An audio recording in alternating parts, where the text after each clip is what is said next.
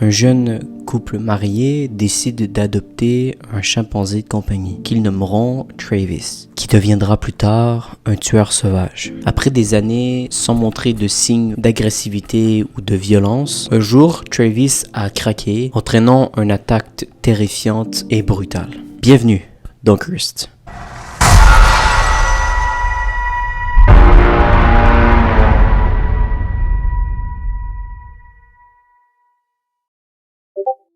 Jérôme et Sandra Harold étaient un couple dévoué qui habitait à Stanford, au Connecticut. Ils formaient un couple normal avec une jeune fille nommée Suzanne. Suzanne s'est bientôt mariée, s'enfuyant avec son mari et laissant autrefois la maison vivante et habitée qui deviendra silencieuse. Le 24 octobre 2003, le couple solitaire et fatigué ont décidé d'adopter un chimpanzé de compagnie de 3 jours pour seulement $50,000, qu'ils ont nommé Travis d'après la star de musique de country préférée de Sandra, Randy Travis. Le couple s'occupait du chimpanzé comme un enfant, le nourrissait au biberon, lui donnait des bains, l'habillait et lui brossait même les dents. L'adorait et le traitait comme leur propre bébé. Et occupait une certaine place importante dans la famille qui remplaçait en substitut leur fille qui venait de quitter la maison. Au fur et à mesure que Travis grandissait, il a commencé à prendre les habitudes que ses parents faisaient, apprenant même à déchiffrer leur langage verbal. Le couple a dû améliorer les pièces en fonction de Travis qui commençait à devenir un peu plus vieux. Ils ont réorganisé une pièce, ils ont même accroché une espèce de pneu suspendu à partir du plafond pour que Travis puisse jouer et se promener. Il était toujours occupé, il sautait sur le canapé, grimpant partout. À table, Travis avait sa place à lui. Il prenait même un verre à pied, mangeait avec la famille. Le couple l'avait clairement choyé. Et plus les années avançaient, plus les gens à Stanford le connaissaient. Les voisins et même la police le saluaient lorsqu'ils voyaient Travis. Le monde était en quelque sorte tombé amoureux de Travis. Et en peu de temps, il était devenu même une célébrité à Stanford. Il pouvait même s'habiller seul. Il donnait même aussi du foin aux chevaux. Il ouvrait même les portes et fenêtres qui étaient verrouillées avec une clé et même il arrosait les plantes. Pour lui, la technologie était un exploit curieux qu'il s'efforçait d'apprendre. Son amour pour le baseball qui a même amené à lui faire regarder la télévision et à contrôler les chaînes de télé avec la télécommande. Il était devenu tellement habile qu'il pouvait même se connecter et gérer un ordinateur. Il pouvait contrôler l'ordinateur et aller sur des sites internet. Il adorait aussi énormément les glaces. Il avait même commencé à apprendre à savoir à quel jour passait le camion de glace et à quelle heure précisément il passait.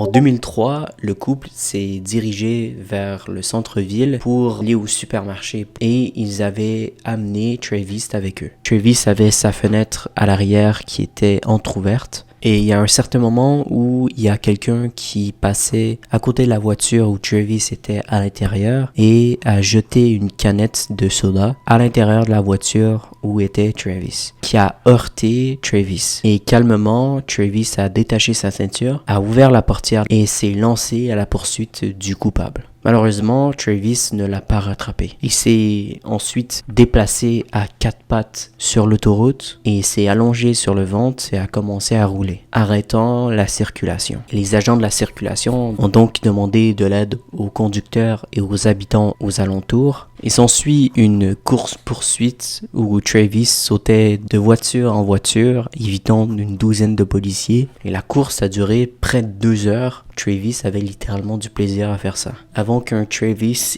épuisé ne rentre dans la voiture. Et cet incident a conduit les autorités du Connecticut à adopter une loi interdisant la possession de chimpanzés en tant qu'animaux de compagnie. La chance a porté ses fruits. Vu que Travis, ça faisait plusieurs années qu'il habitait chez sa famille, la loi n'a pas été effectuée sur lui et que Travis n'entraînait aucun danger.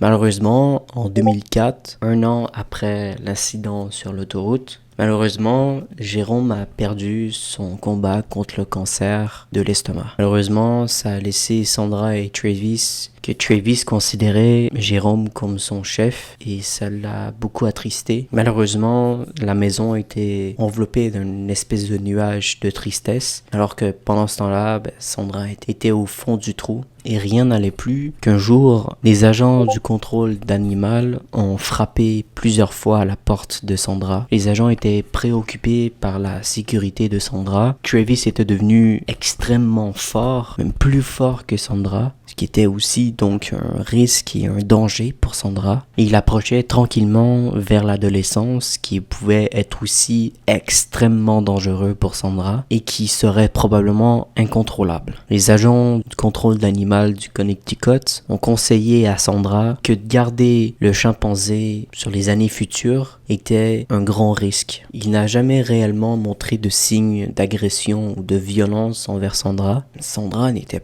pas inquiète. Avec le chagrin de son mari décédé récemment, Sandra sombrait tranquillement dans la dépression et elle a mis un terme à toutes ses activités sociales. Elle passait ses journées assise sur une chaise berçante, se balançant et en regardant le soleil se coucher. Son comportement instable et faible avait des répercussions sur Travis. Passait ses journées à manger des collations et à regarder la télévision. Il sortait jamais de la maison. Très vite, Travis s'est ramassé obèse, perte de cheveux s'est installée également, et sa poitrine avait augmenté, son ventre aussi avait augmenté, et le petit chimpanzé tout mignon était passé maintenant à un chimpanzé effrayant.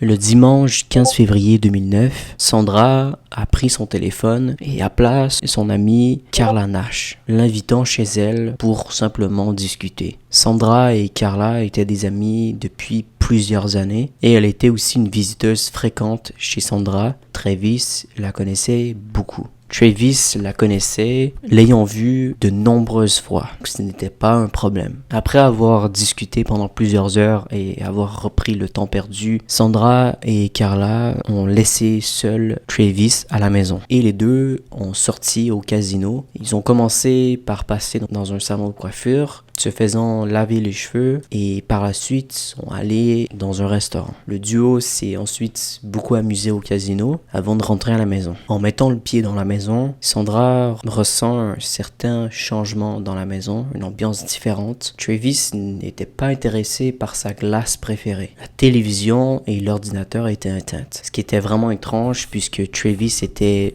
un amoureux d'ordinateur et de télévision. Sandra mélangeant du Xanax dans le thé avant de se coucher. Sandra s'est réveillée le matin voyant Travis dans la cour gambadant sans réel but et elle essayait de l'appeler pour le faire rentrer dans la maison. Mais il l'ignora. Quelque chose clochait chez Travis. Elle appela immédiatement Carla et lui fit part du comportement étrange de Travis. Carla, sans hésiter, montant dans sa voiture, Carla se précipita chez Sandra pour l'aider concernant Travis. Elle descend de son véhicule et prend le jouet préféré de Travis, un Elmo rouge qu'elle espérait pouvoir attirer Travis avec. Le duo se sentait très confiant dans leur manière d'attirer Travis. Mais en voyant son jouet préféré, Travis devient complètement fou et change radicalement. Comme s'il avait ressenti une espèce de possession extrêmement violente à l'intérieur de lui. Travis se précipita en courant vers Carla et lui sauta dessus et la faisant tomber par terre. Il se tenait par-dessus elle et utilisant son énorme mâchoire et lui enfonça ses dents dans son visage. Alors que les mâchoires de Travis se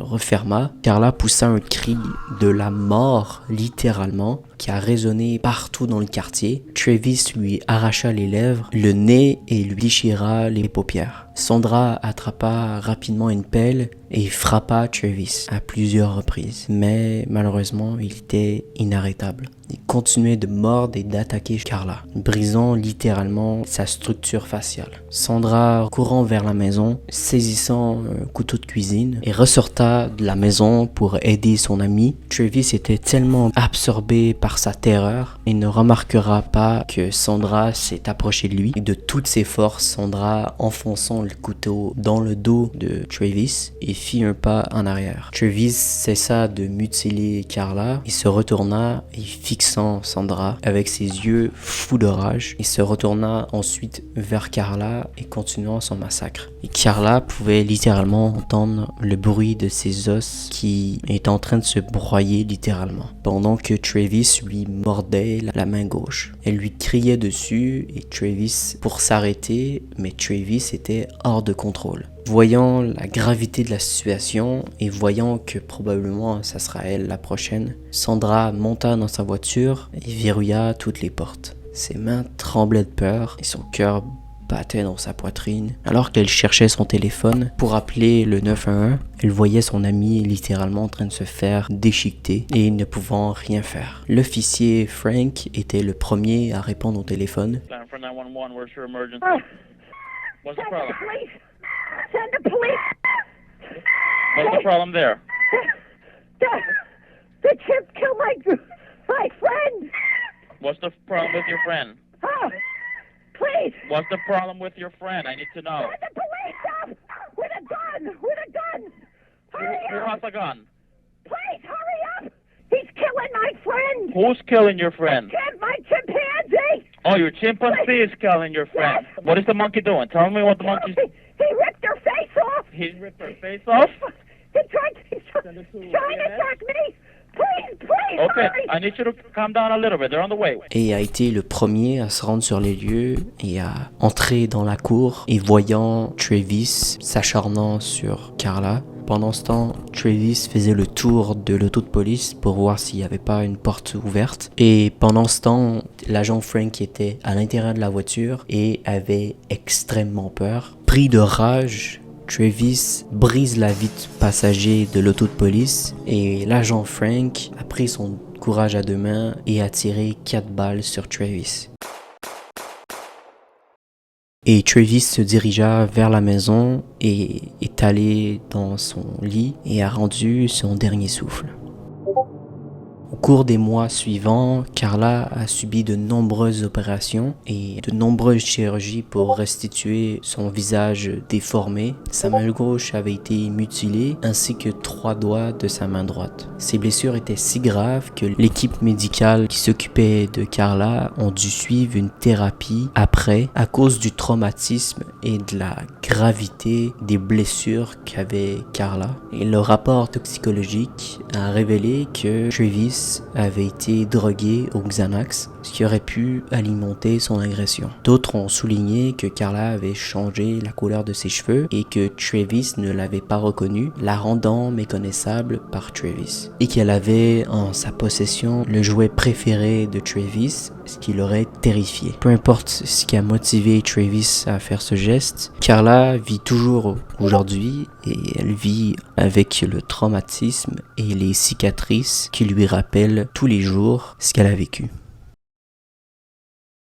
Et voilà, j'espère que cette vidéo vous a plu. Il y a eu plusieurs histoires avec des chimpanzés qui ont défiguré malheureusement leurs propriétaires ou bien des gens random. Mais celle-là, c'est la plus connue. J'avais envie de la traiter sur la chaîne. Mais j'espère quand même que ça vous a plu. N'hésitez pas à me le faire savoir en mettant un petit like à cette vidéo et à vous abonner à ma chaîne YouTube si c'est pas encore le cas. Et puis, j'espère qu'on va se retrouver bientôt pour une prochaine vidéo. Prenez soin de vous.